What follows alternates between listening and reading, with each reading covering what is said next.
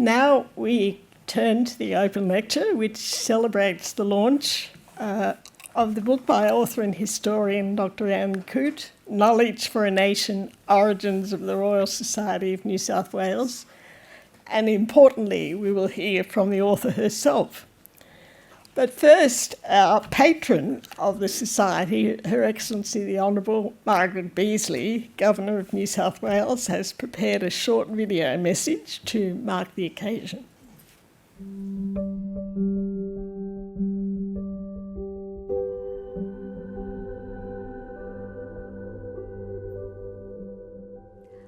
I am delighted to be part of this evening's event to say a few words about the launch of Knowledge for a Nation, Origins of the Royal Society of New South Wales. The role of governors within the Society's story features throughout the book, and as patron, I'm proud that our close association continues today. The halls of Government House contain portraits of many of the 19th century characters featured in the book. In the main hall, there is the striking painting of Thomas Brisbane, the 6th Governor of New South Wales, President of the short-lived Philosophical Society of Australasia, established in 1821. His love of astronomy is expressed in this first full-body portrait commissioned in the colony by the inclusion of his books, maps and the spherical astrolabe in the left-hand corner. Then Sir William Denison, the 11th Governor, whom Dr Coote described as a skilled engineer and knowledgeable conchologist with an interest in other aspects of natural history. His invigoration of the Australian Society in 1855 was a crucial next step towards the development of the Society as we know it, even though the popular press at the time questioned whether His Scientific Excellency would also be a practical philosopher capable of writing his name on the railways, the electric telegraph and the fortifications of New South Wales. And then the last portrait I want to mention, a young Queen Victoria, displayed in our ballroom. In the second half of 1866, Her Majesty gave assent to the adoption of the title Royal, allowing the inaugural General Meeting of the Royal Society of New South Wales to proceed in the following year.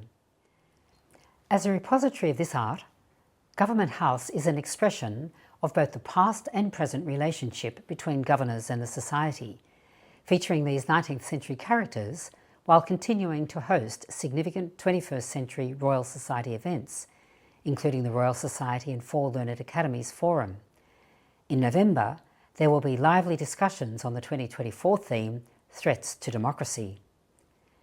We also welcome hundreds of visitors each year who come to participate in our collaborative effort, Ideas at the House, a vibrant platform exploring important and influential ideas. Since its first iteration, which was online as COVID was upon us, we've discussed colonial mapping, music, science, Shakespeare, philosophy, politics, and courtesy of Richard Tognetti, even considered the theme of nothing. At the end of this month, we will turn to a discussion of the law of the sea.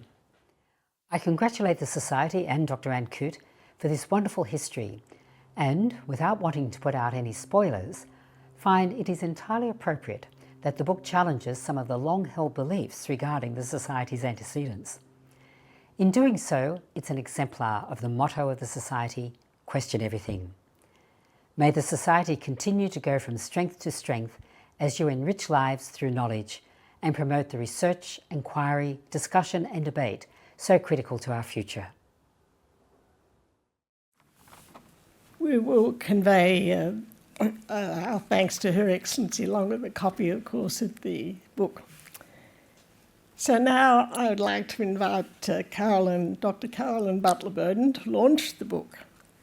A published author on architecture and urban history, Carolyn took up the position of New South Wales State Librarian in November last year.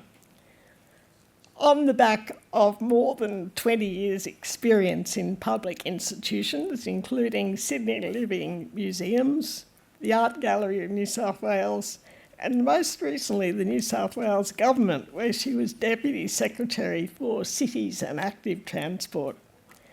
Carolyn's career has been dedicated to leadership that connects citizens and visitors to special places, culture and heritage, such as the State Library of New South Wales.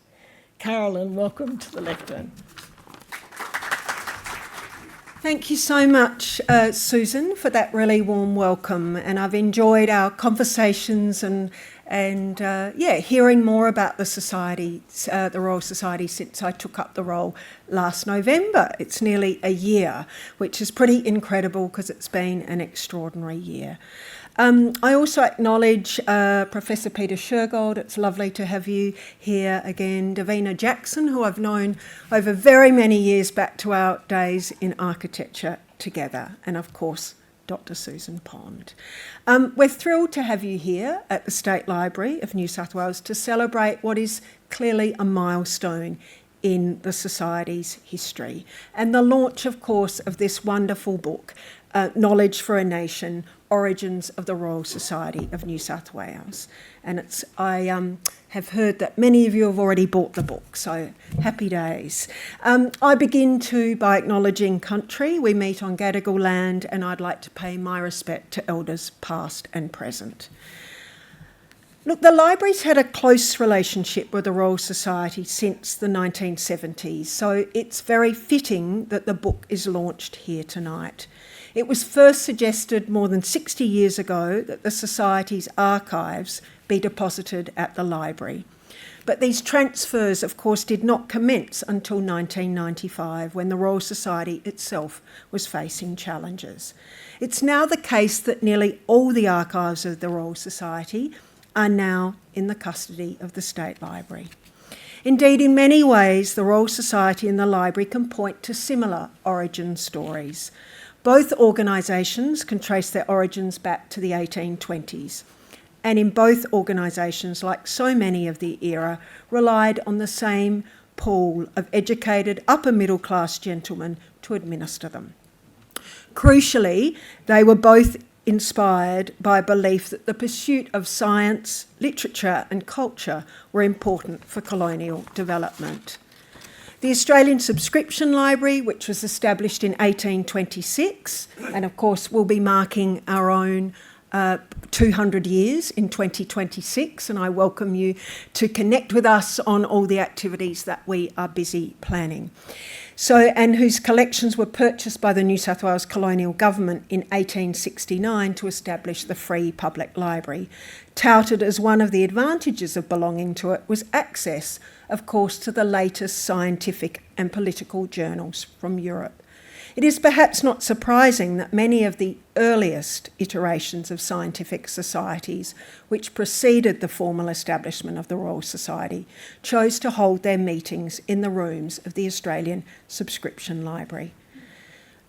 Dr Anne Coote's excellent Knowledge for a Nation, Origins of the Royal Society of New South Wales, is a crystal clear and beautifully constructed exposition on the intellectual milieu, international parallels and the political machinations behind the creation and administration of the Royal Society.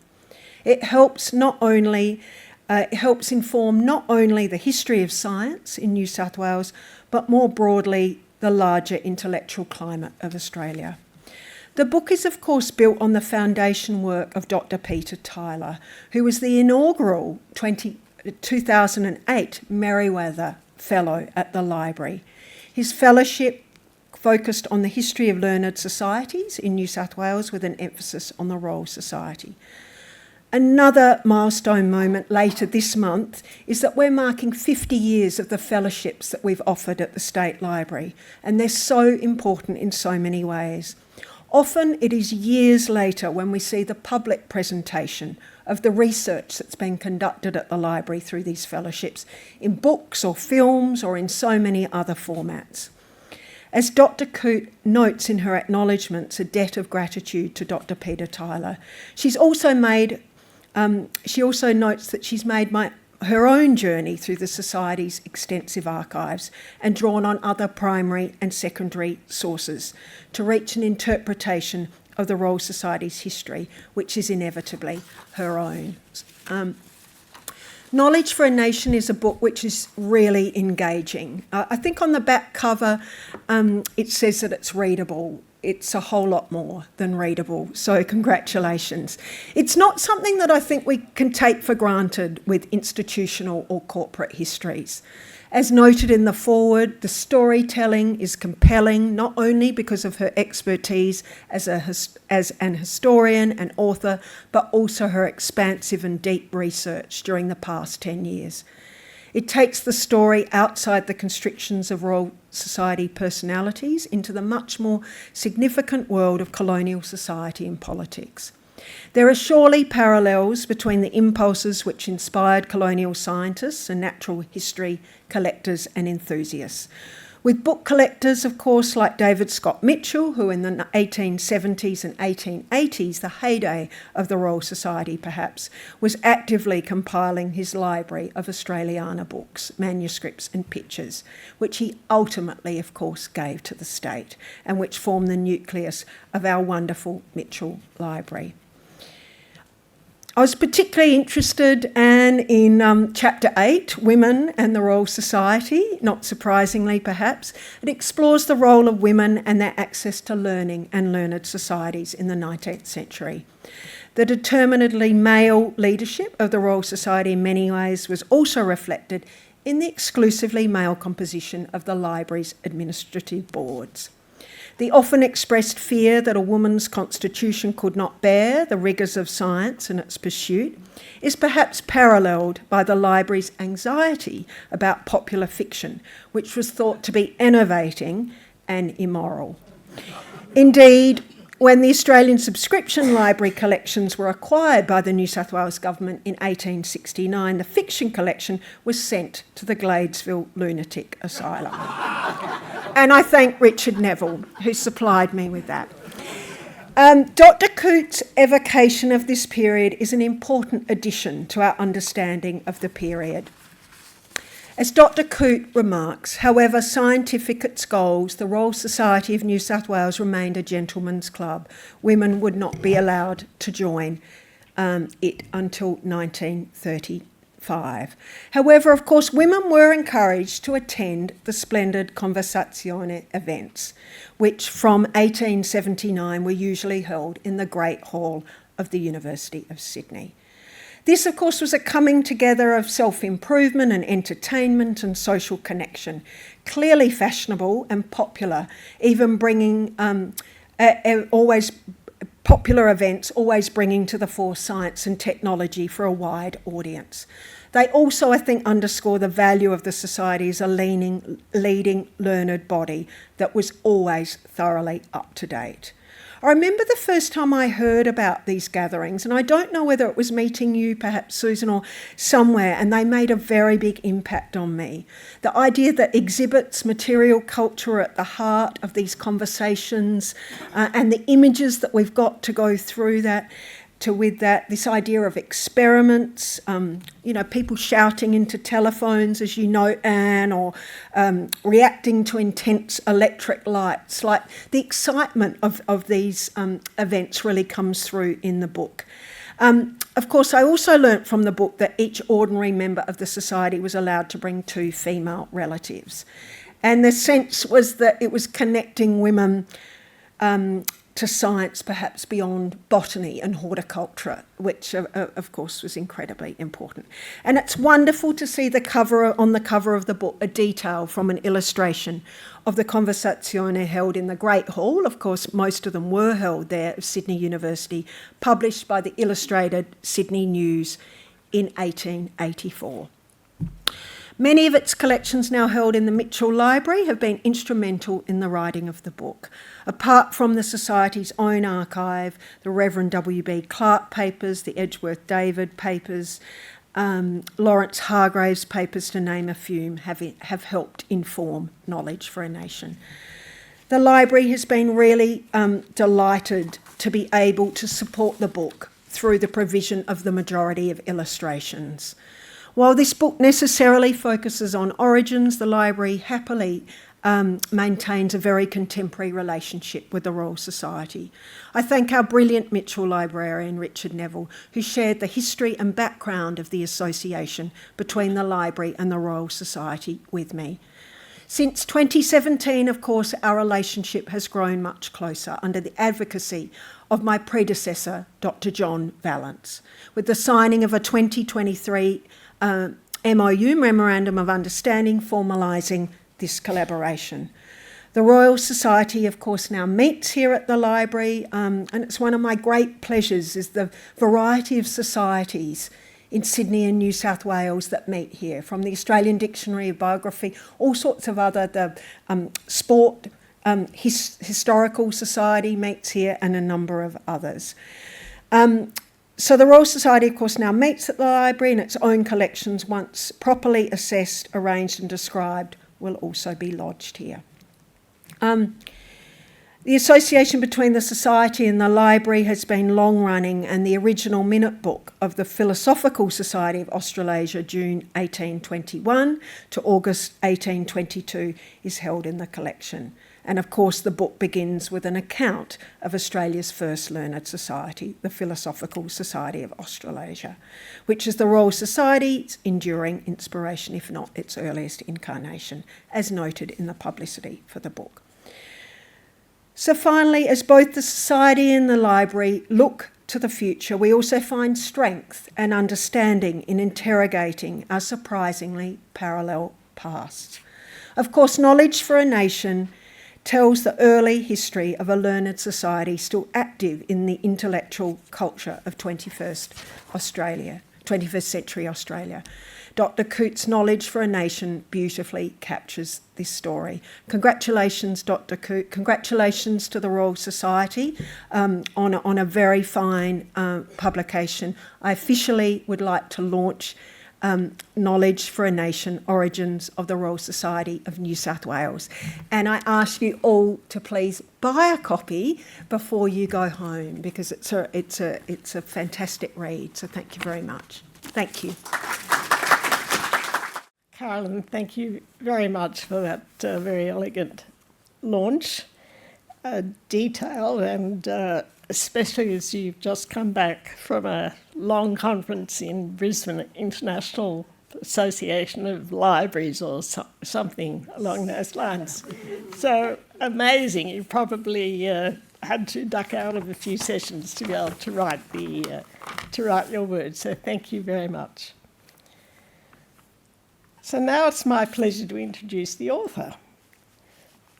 Anne Coote is a graduate of the Universities of Sydney and University of New England. She has been working for many years in the areas of public and cultural history, including the cultural history of science in colonial Australia. So who better to write this book on the early days of the Royal Society of New South Wales? She's written entries in the Dictionary of Sydney and published academically on the influence of literate culture on popular perceptions of community and sovereignty in the mid-19th century in New South Wales, on notable collectors of natural history specimens, the intersection of specimen collection with ideas about class, and trade in specimens at a local and global level. Anne is still working currently. She's an associate at the Centre for Applied History at Macquarie University, where she's contributing to a research project investigating the history of shale-mining settlements in the Blue Mountains. As Carolyn said, this is a momentous occasion for the Society and for Anne. The research that Anne has conducted to produce this book during the last decade has given rise to this first ever book on the early history of the Society. And we can't thank you enough for your commitment that took time away from your family and friends. And I note especially that you have dedicated the book to your husband, Bob. Welcome to the lectern to present your remarks about the book.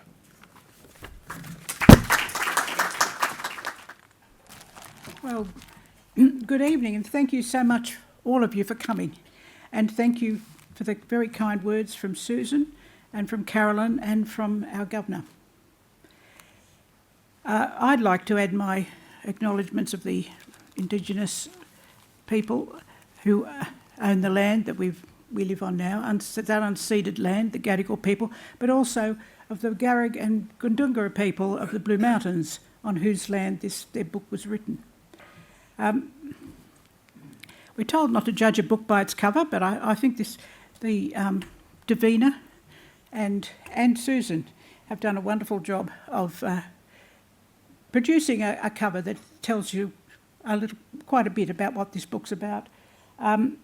We've heard that I've written about beginnings and the very first years of the Royal Society, but I wanted to talk about the knowledge for a nation, because I think that sums up what the book has to say about the Royal Society's purpose at the time, was to foster knowledge creation for the national good. But what nation and what knowledge? Well, officially, the knowledge included the official statements of the Royal Society said that the knowledge was science, art, literature, and philosophy.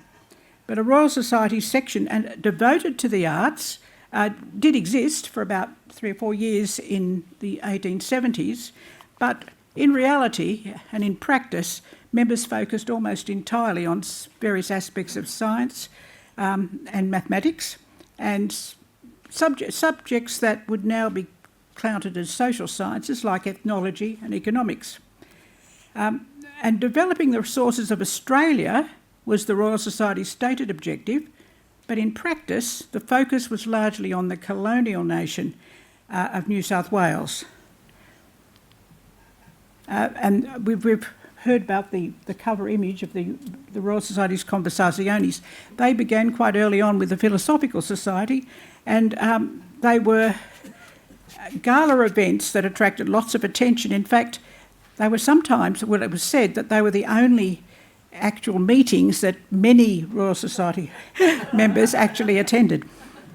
And it was also good publicity for the Royal Society as well, because it showed that they were doing something worthwhile.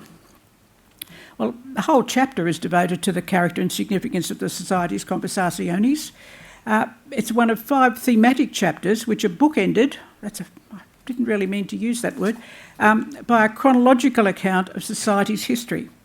It's told against the background of colonial history and the developments in the discipline of science. Chapters 1 to 4 narrate the story of the Royal Society up to the 1880s, and Chapter 10 follows the Society's through its vicissitudes from the 1890s onwards. As you can see, it's not a triumphal account of ongoing and inevitable progress. Hiatus, unsatisfactory accommodation, falling membership, financial crisis are all part of the story. But fortunately, the vision and commitment of a few members allowed the Society to continue with its work, and in the new century, they experimented with new measures to attract members, undertook renovations, and were active in the formation of and organisation of the Australian Association for the Advancement of Science. And the book concludes in 1914 with the visit to Australia of the British Association for the Advancement of Science. Taken as metropolitan recognition for the existence of a viable Australian scientific community, this event was gratifying for the Royal Society, but spoiler alert, it was something of a reality check. Well, like most previous and current accounts of the Royal Society, I begin in 1821 with an account of the very first learned society on Australian soil, the short-lived Philosophical Society of Australasia.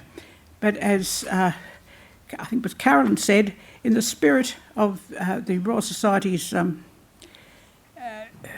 motto, omnia quaerite, or question everything, I examined the veracity of that story, and I'm sorry, I found it wanting. Peter Tyler reached the same conclusion, and as long ago as 1918, so did the Society President and long-term Secretary, Joseph Maiden. It was not historically correct, said Maiden, for the Royal Society to claim lineal or even collateral descent from the Philosophical Society of Australasia. That body, he said, was better understood as the Royal Society's forerunner and exemplar. Well, the 1821 Society could also be regarded as the forerunner of several learned societies founded in New South Wales after 1822. But the earliest body, for which there's any evidence of a direct connection is, of course, the Australian Society for the Encouragement of Arts, Science, Commerce and Agriculture, which was formed in 1850. And I need to change something. I nearly forgot. That was the 1821 Society, sorry. This is Henry Grattan Douglas. The 1821 Society could be regarded as something of a forerunner. Sorry, I've lost my point. I'll put that down. Its energetic secretary, Henry Grattan Douglas, as you can see, was a very young man. He was also, as a very young man, probably looking much like that, was the secretary of the Philosophical Society of Australasia, but it's hardly proof that it's the same society, and that the Australian Society of 1850 was the 1821 Society waking up like Rip Van Winkle from a sleep of 30 years. Indeed, as the body dedicated to the application of science to colonial economic development, the Australian Society had more in common with the several agricultural, viticultural and horticultural societies formed at various times since 1822. The final meeting of the Australian Society in May 1851 coincided with the chaos that the gold discoveries in New South Wales caused. But a few years later, this man, Governor William Denison, summoned the remaining Australian Society members to a meeting at the Royal Hotel, and they agreed to reorganise under his presidency. Denison was an engineer, as I say, and a knowledgeable chronologist with an interest in other aspects of natural history. But science for Denison was much more than a private intellectual indulgence. It was an instrument of public policy, a resource that governments should foster. And this was a relatively new idea. I probably don't have to tell you about the disadvantage to a learned society of having no dedicated building. That was the lot of the Philosophical Society of New South Wales. So initially they met in the Sydney Mechanics School of Arts building, which is in some form is still in Pitt Street. But they very quickly moved, as Caroline said, the Australian Library and Literary Institution, which was had come from the Australian Subscription Library. It was located just across the way here on the corner of Bent and Macquarie Streets. Now, lack of a building, though, was the least of the Philosophical Society's problems. The first couple of years had been promising. Some 90 men had applied at the first meeting, and by May 1858 there were 174 members, and the previous year's income was £205. But income was only £114 in May 1863, and in 1866 the Society's bank account was overdrawn by £33. There were signs of demoralisation in the Council of Management too. At 16 of the 61 council meetings from January 1861 to November 1866, only 3 councillors attended. For 20 of those meetings, no quorum could be mustered at all. And of course the general meeting attendance were down too. On one occasion, only the Governor, Sir John Young, Vice President Professor John Smith, and the scheduled speaker bothered to come. And the council's response was to form a committee. Its 2 members, George Smalley, the government astronomer, and Edward Bedford, the government medical advisor, suggested a number of ways to enhance the Society's appeal, but only one of these really had legs, and that was changing the Society's name. And Queen Victoria's permission to adopt the title Royal was received in December 1866. Now, William Branwhite Clark here, who was the senior vice president, he spoke. His speech is worth reading in your journal at that time, and he spoke to the members, telling them what their special object was.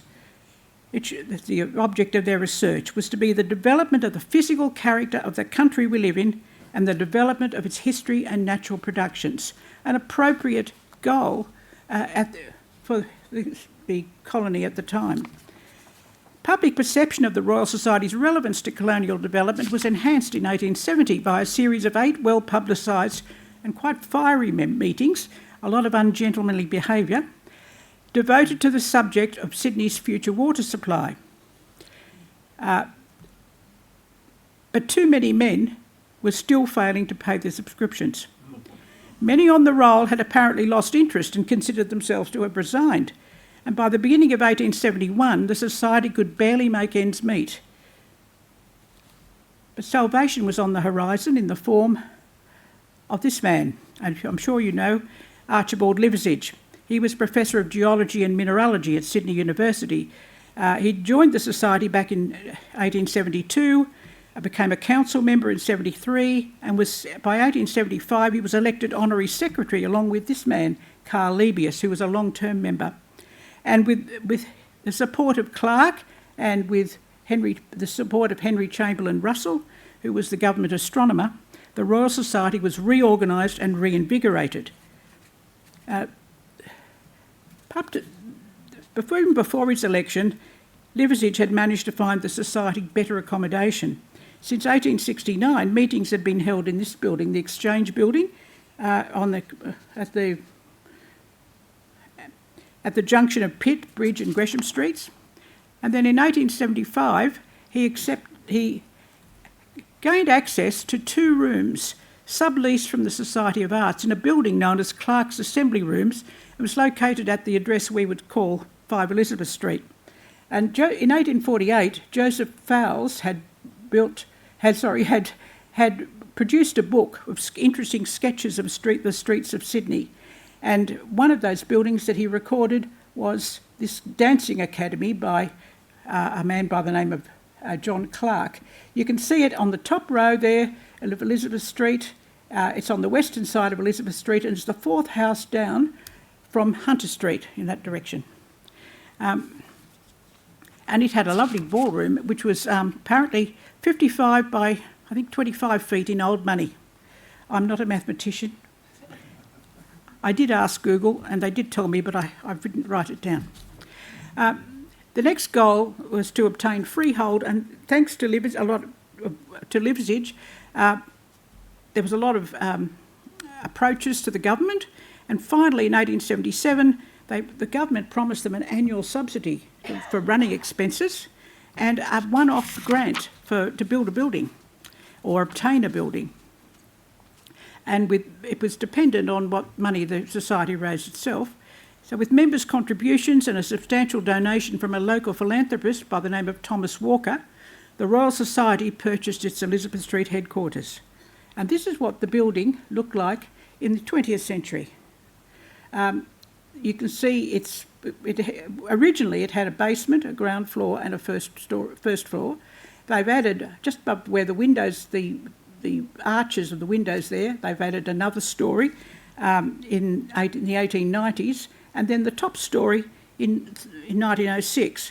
But by 1911, they realised the structural problems with the building were becoming too hard to ignore. This floor was sinking in the library. They discovered that there was no proper foundation in one corner. It was just resting on the dirt. And they contemplated building a new building, selling it, and they'd had their eyes on a site in Phillip Street. That's the building that Mansfield and Son designed. It would have been wonderful. And they were offered £11,000 for the old building. No record survives to say why that offer was rejected and why it didn't go ahead. But that's what happened. Guided by Liversidge, the Royal Society had been effectively reborn. Rules governing the vetting of new members, discouragement of fee defaulters, attendance at council meetings, regularity of general meetings were tightened and extended. But they also introduced, and this is the important part, they introduced a whole lot of measures for encouraging research, local scientists, and to make their name abroad, but also for encouraging research. There were honours, honorary membership, prizes for essays, and they divided like the British Association for the Advancement of Science, they divided the society up into specialist sections. So people could, in addition to coming to the general meetings, they could attend these section meetings and meet with like-minded people.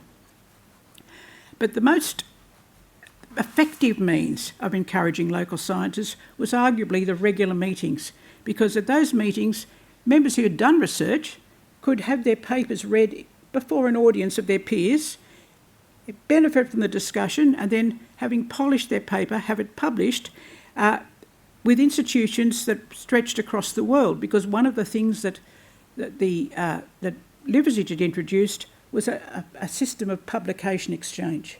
And with that system of publication exchange, not only did the local scientists get their names read by other people who'd never met them, but those institutions that they sent their journals to also sent material. And the Royal Society accumulated a very impressive and up-to-date scientific library.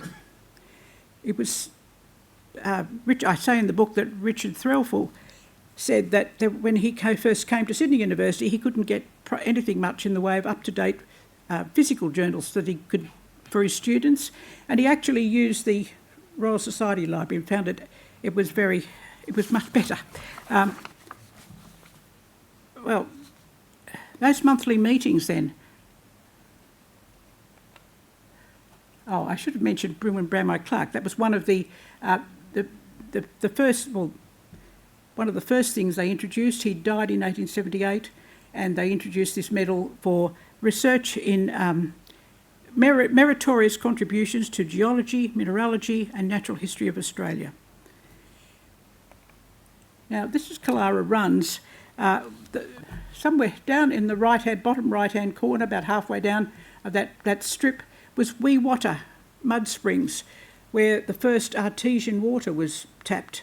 I did have a photo of it. I was visiting the adjacent station, and I took a photo thinking it'd be useful, but I found out later from the station owner I'd pointed the camera in the wrong direction.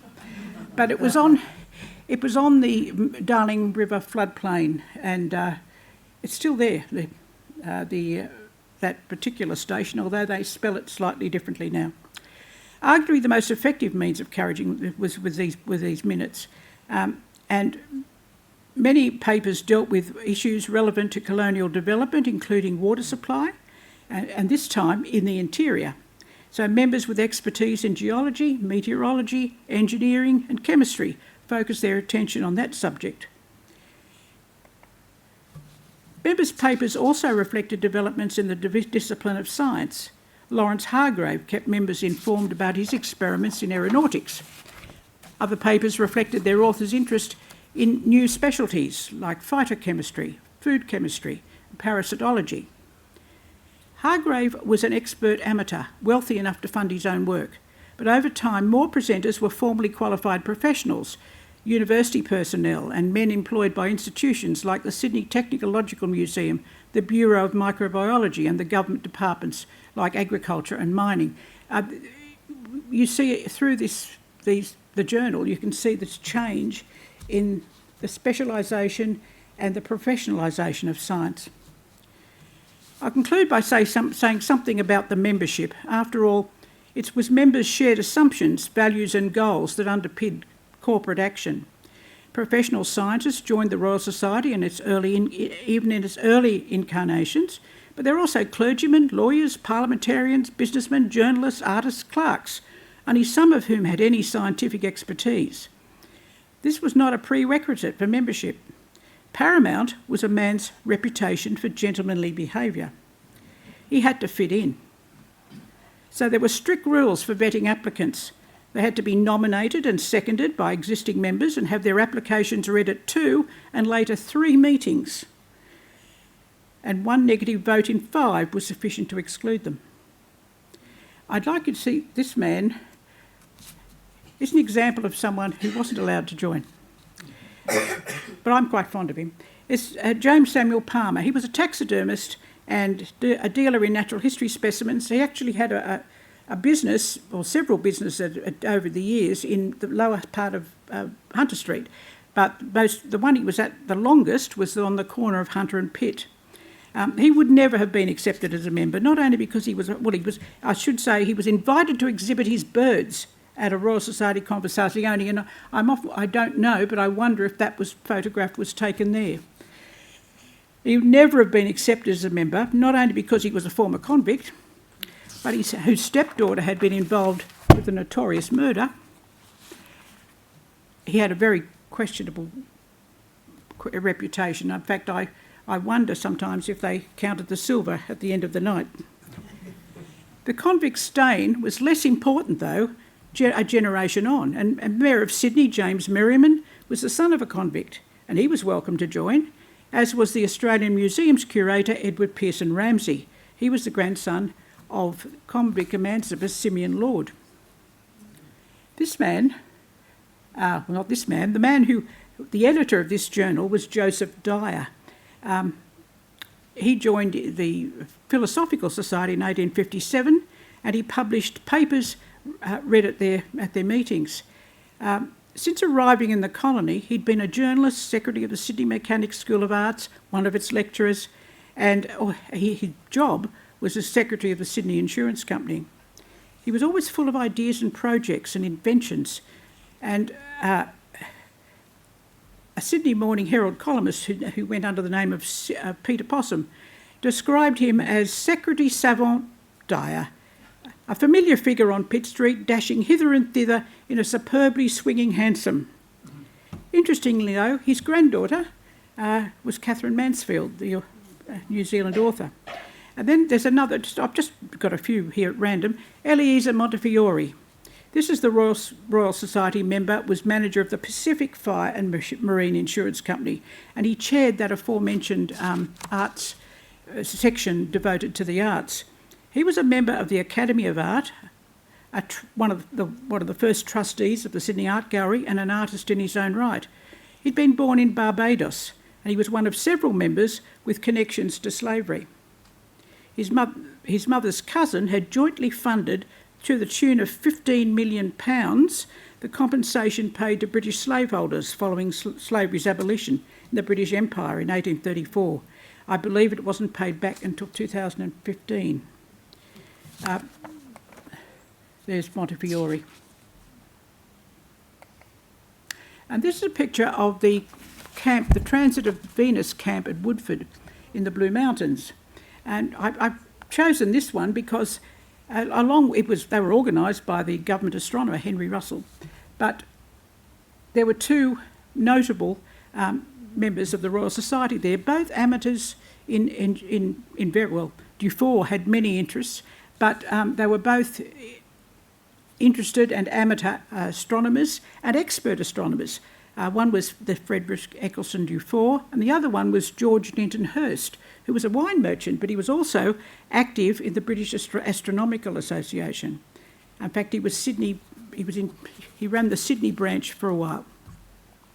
And then there was John Tebbutt, who you may have heard of. He was another expert amateur astronomer, particularly expert amateur astronomer, who earned international recognition for discoveries made at his own observatory in Windsor. That's a sketch from the time, and you can still go and see it. It's still there. His strained relationship with Russell, the government astronomer, mostly played out publicly in print, was a side effect of the increasing professionalisation of science. Animosity surfaced briefly at one Royal Society meeting, where Russell, having read out Tebbutt's paper, made a less than scholarly remark about Tebbutt's conclusions, and a pointed comment about the superiority of the observatory's equipment. But any differences among the members were far outweighed by what bound them together: family ties, professional connection and class, and something else they had in common: they were all men. There was nothing in the Society's original rules that excluded women. It was simply assumed that membership would be exclusively male. And this had been consistent with contemporary cultural norms at the time. But nevertheless, there were a number of talented women who managed to exert some influence on the Royal Society's proceedings. And there's this illustration and this illustration we owe to the two sisters, Harriet Morgan and Helena Ford. They were daughters of Alexander Walker Scott, who was a noted entomologist. They had been trained in that discipline by him, and they were also botanical artists. Helena illustrated the paper that her cousin, Edward Pearson Ramsay, gave to the Royal Society in 1865, and then both sisters illustrated the book. The one on the left is by Harriet, and the one on the right is by Helena. Between 1893 and 1914, the names of 5 other women appeared as joint and sole authors of papers published in the Royal Society's journal. In each case, their papers were read out for them, in their absence, by a Society member. The first one was Florence Martin. She was the daughter of a former Premier of New South Wales, and she assisted Richard Threlfall with his research at the university and was his co-author on 2 papers published in the journal in 1893 and 1897 respectively. This is Fanny Cohen. She graduated from Sydney University with first-class honours and the University Medal. In 1910, when employed as a university geology demonstrator, she was the sole author of a Royal Society paper on azurite crystals, and anybody who went to Fort Street or had relatives who went to Fort Street would know about Fanny Cohen. She finished up principal there, and she had been previously principal at another selective high school, St George Girls High. In 1912, another medalist, I don't have a picture of her, sorry, I'll go back. Another university medalist and geology department demonstrator, Catherine Drummond Smith, published a paper jointly with her future brother-in-law, who was Leo Cotton. He and her husband were both members of the Royal Society. She could not join. Jean White, a Melbourne University graduate and the second Australian woman to receive a doctorate in science, was co-author of a paper on Australian flora with botany professor Alfred Hewitt. She actually, of all of these, she went on to have a career in science. The others married or went into teaching and didn't do that. But Mary Martha Everett, mistress in charge of girls, also I don't have a picture of her unfortunately, she was at Parramatta Public School, and she collaborated with the Royal Society member Robert Hamilton Matthews on a paper about the language and culture of Aboriginal people in southeast New South Wales. Has been and continues to be some controversy as to how much Robert Hamilton Matthews contributed. The argument is that he didn't contribute much. I don't know that I agree, but that's in the book. And finally, as you've heard, there was one place, I missed something, I should say this. The Council's ongoing position on female membership was stated in 1880. Someone applied, must have been asked if women could come.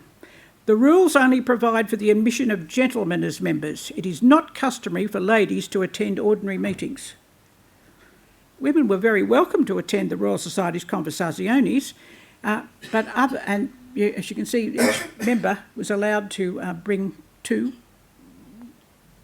related guests, and this gave an opportunity for women to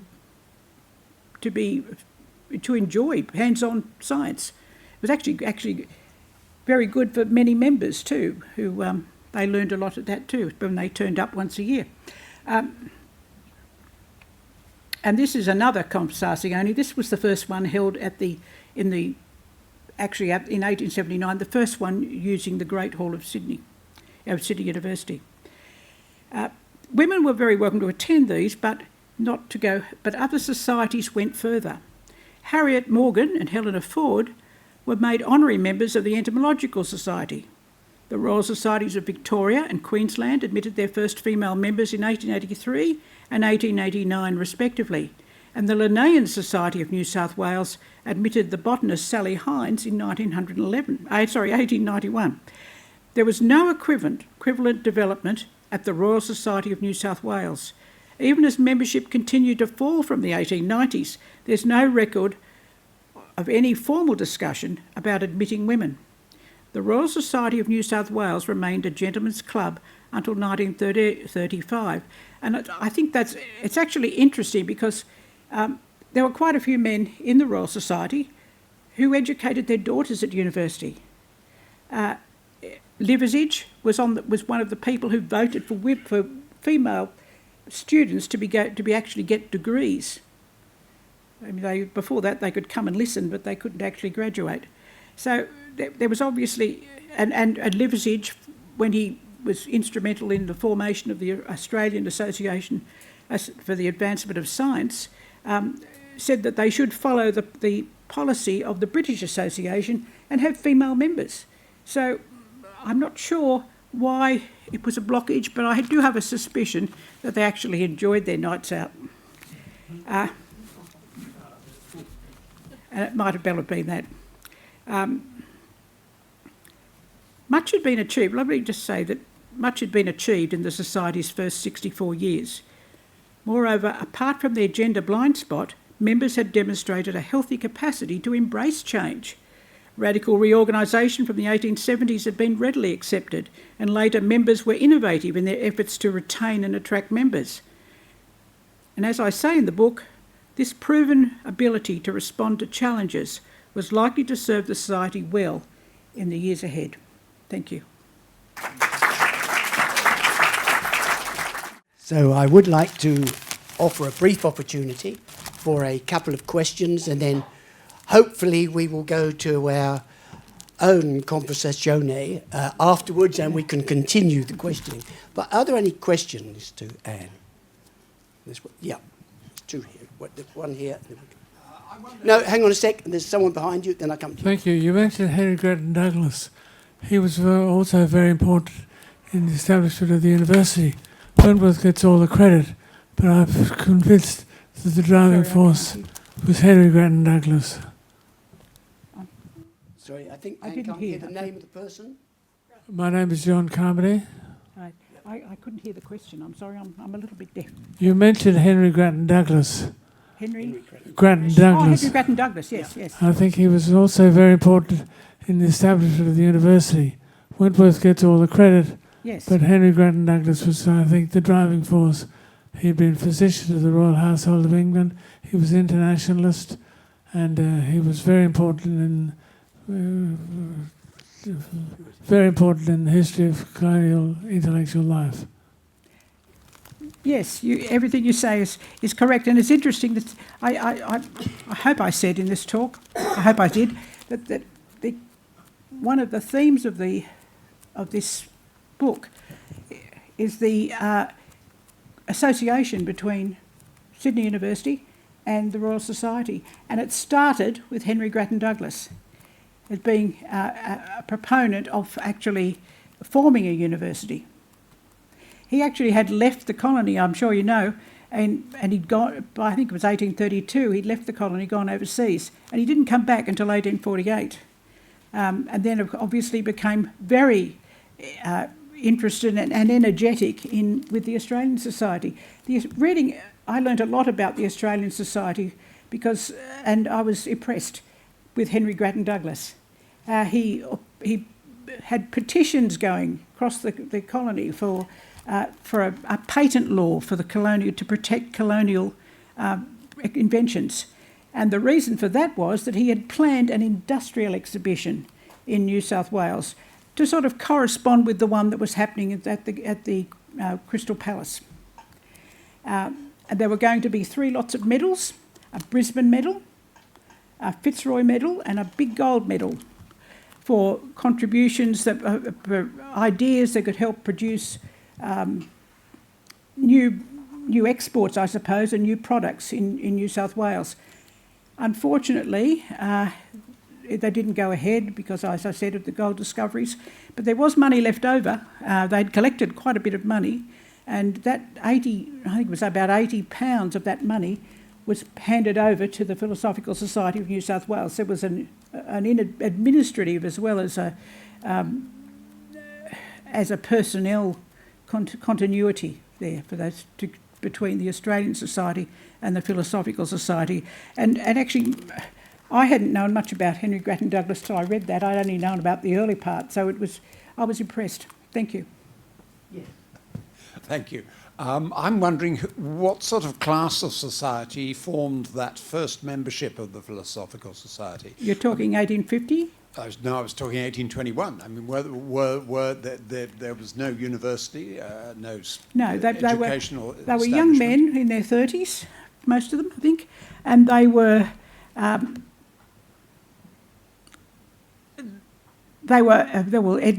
landowners, But there were also, pardon?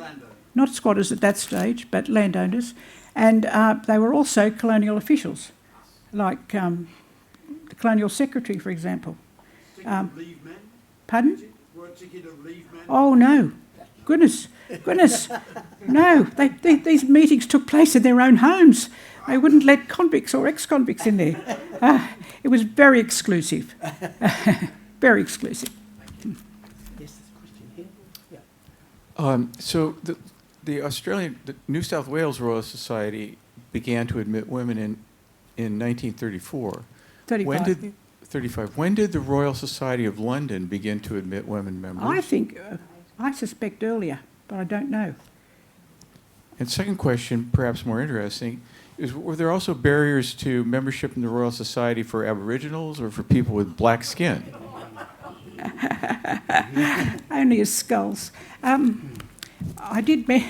No, it was definitely not. No. Not at all. In fact, the only... I wasn't going to mention this, but I read a book just recently, fortunately before I wrote this book, by Cassandra Pybus, and she has an appendix in the back. It's about it's called A Very Secret Trade, and it's about the trade in Aboriginal skeletons and skulls. And she had this appendix in the back. It's called The Worshipful Order of Body Snatchers, and I'm afraid I found Edward Bedford in it. He donated, I always remember it was 4 or 6 skulls to the Musée de l'Homme in Paris and a couple to the Hunterian Museum in London. He wasn't alone, but that's about as close they came, apart from studying Aboriginal culture because they felt that the Aboriginal people were about to die out and they wanted to record it, which was a good thing that they did because those records are really valuable.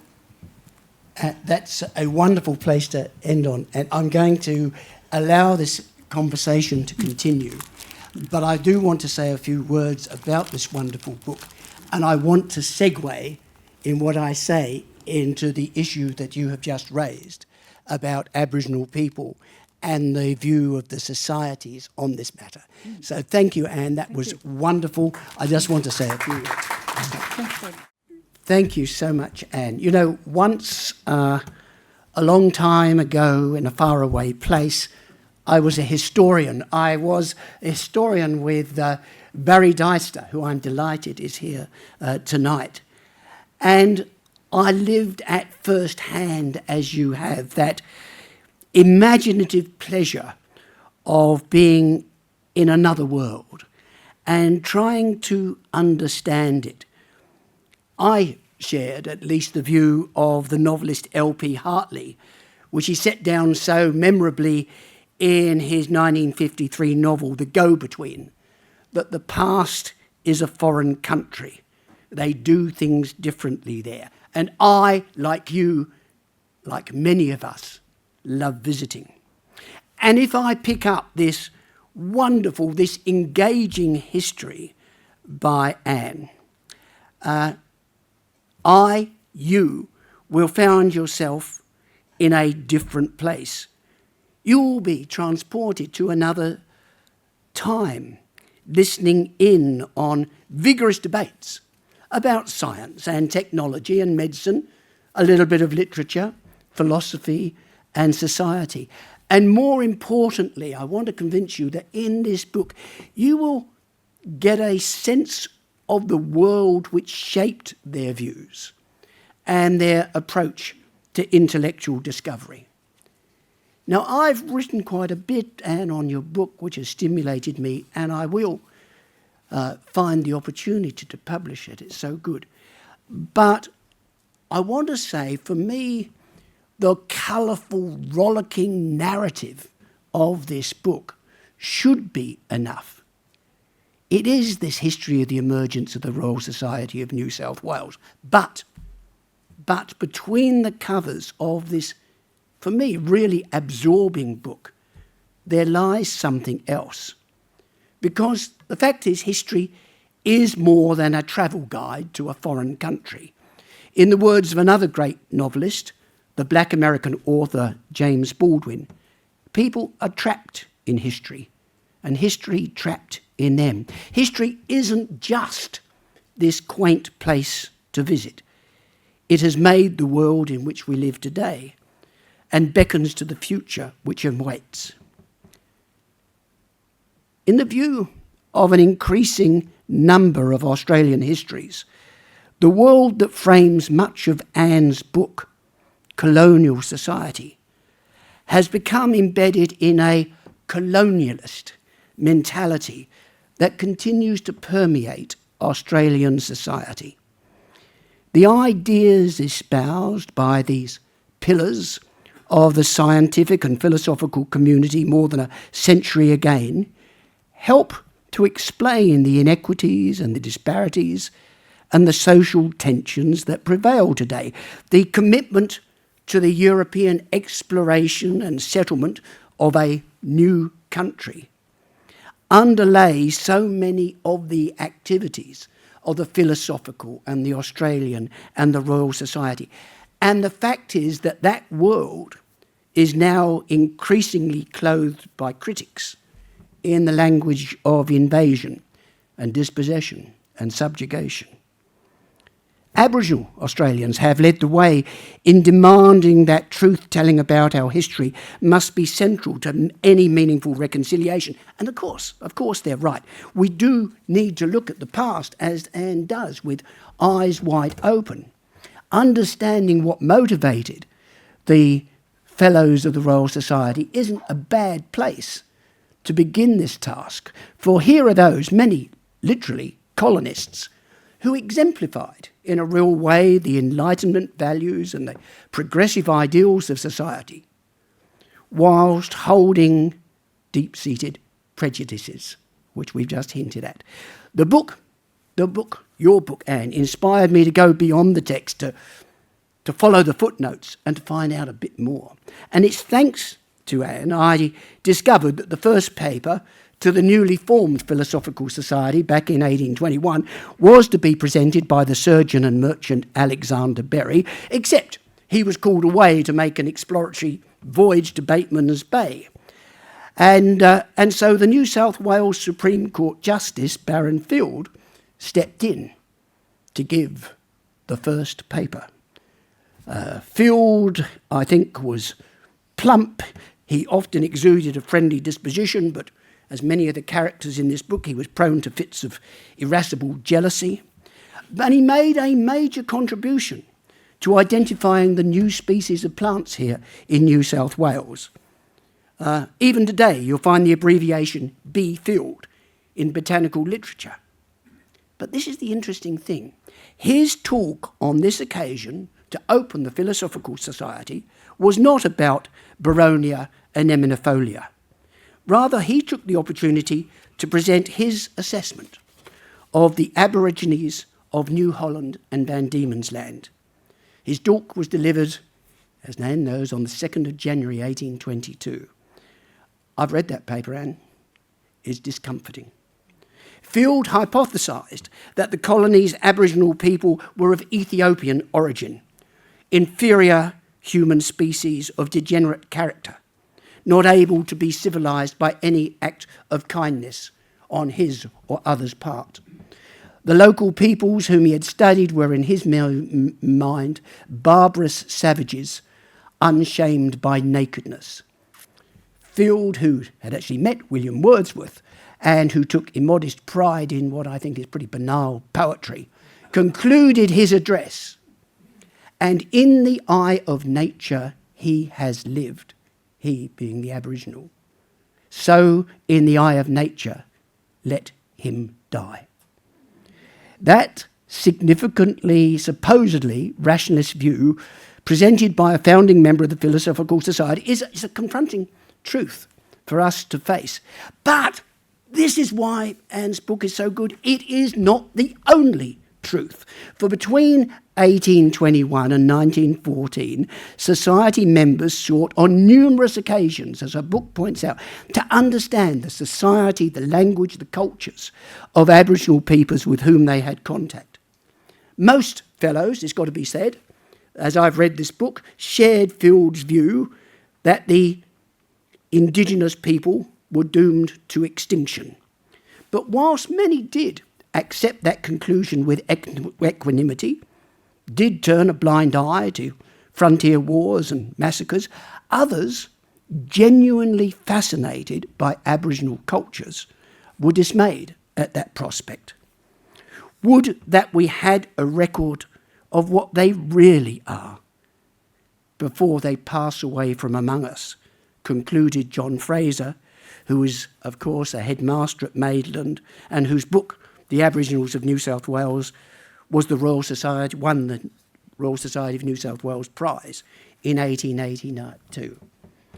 We discover through Anne's book, through the records of the societies, that the history, the anthropology, the societal treatment of Aboriginal people was not just a matter of scientific inquiry.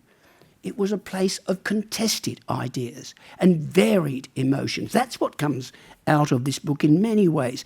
The amateur ethnologist, Anne's just spoken about, actually more supportively than I would, Robert Hamilton Matthews, was the Royal Society Fellow who probably exhibited the most compulsive interest in Aboriginal culture. I think he wrote 27 papers in the Journal of the Royal Society between 1893 and 1911. But as Anne has hinted to you, that's just part of the story, because thanks to Anne, although she is careful on this, I have discovered that Matthews stands accused of stealing the intellectual property of others and presenting it as his own. He was accused of routinely falsifying his field notes and accused of acting for his own pecuniary gain in his role as surveyor. I don't know how he got through this test. I think he was a pretty flawed character. I would have had the taxidermist in and him probably out. But perhaps more impressive, Anne, and again you've mentioned this so well, was Mary Martha Everett, who was the mistress in charge of girls at the Superior Public School in Parramatta, and you write about her. She was able to have her paper read to the Royal Society by, you wait for it, Matthews in 1900. Everett, of course, was an admirer, a deep admirer of Aboriginal culture. She talked to Aboriginal people extensively. I think she almost single-handedly preserved much of the Gundagara language for posterity. Matthews then published her paper as his own in the Proceedings of the American Philosophical Society the next year, and he gave no recognition, none, zero, to Mary Everett. So for these insights and literally thousands of others, I am delighted that Knowledge for a Nation has been written. But in truth, this thoughtful and readable history could, in my view, have been aptly titled Knowledge of a Nation. It makes an important contribution to understanding the hopes and the disappointments, the conflicts, the camaraderie, the challenges, the achievements of the intellectual leadership of those steeped in colonial experience as they sought to transplant the latest ideas from Europe into Australia. To a significant extent, their views of the world seem a foreign place, yet many of their collective values continue to permeate the institutional and political structures of contemporary Australian society. It is for that reason that it's imperative that we understand our history. We need to tell its truth with honesty. Anne's book, through its accumulated detail, shows this above all, that there was no single colonial truth. Ideas, social as much as scientific, were fiercely argued about. We need to embrace the demand of our First Nations peoples for truth-telling. But in doing so, we need to remind ourselves not only that the quest for truth will always rely on conflicting interpretations of empirical evidence, but that in the 19th and earlier 20th centuries, just as in 2024, people, very different people, argued fiercely about the ideas that framed their view of the world and the society that they wished to create. What Anne's history does so well is to remind us that the past was a place of contested truths, and so will be the history by which that tale is told. It's great. Thank you, Anne. I recognise the foresight of John Hardy, the former president of the Royal Society, who commissioned the history. I pay tribute in particular to Davina Jackson, who's worked tirelessly in recent months, leading the publication processes and the editorial processes. It's been a mighty effort. But most of all, on behalf of all of us here, Anne, I extol the energy and the intellectual rigour that you've brought to this, our history. It represents years of work, and I know often at significant personal cost. I hope you know that it has been worth it. So to potential readers, Royal Society members and beyond, I thoroughly recommend this book. Buy it first, read it, and then think about it, because it does have a great deal to say, not just about the world before 1914, but the challenges we face in Australia here in 2024. And finally, thank you all for attending this evening.